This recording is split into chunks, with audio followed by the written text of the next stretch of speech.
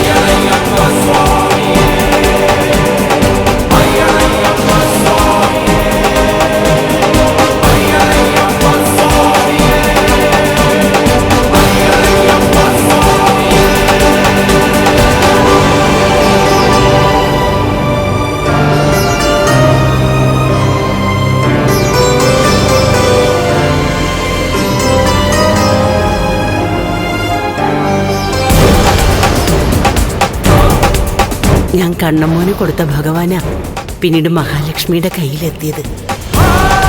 അപ്പൊ പിന്നെ അവര് രണ്ടാളും ഈ ഭൂമിയിലുള്ളിടത്തോളം കാലം ഭഗവാനും അവർക്കൊപ്പം വേണ്ടായോ?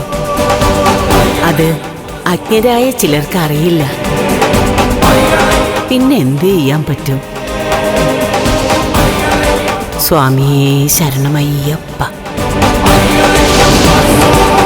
സ്വാമിയേ ശരണമയ്യപ്പ.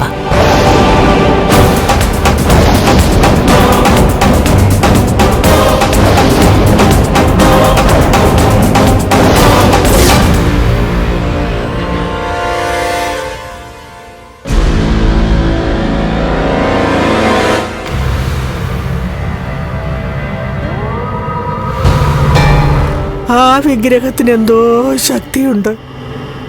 അല്ലെങ്കിൽ പിന്നെ തിരിച്ചത് അവിടെ തന്നെ വരുമോ? അതിനുപരി മറ്റൊരു കാര്യം ചിന്തിക്കണം. ഈ ആക്സിഡന്റ് ഉണ്ടാക്കിയത് കണ്ണേട്ടന്റെ അറിവോടെ ആ മാർക്കോ ആണെങ്കിൽ ദൂരത്തെറിച്ച് വീണ വിഗ്രഹം അവരായിക്കൂടെ അവിടെ കൊണ്ടുവച്ചത്? അതിനാണ് സാധ്യത കൂടുതൽ.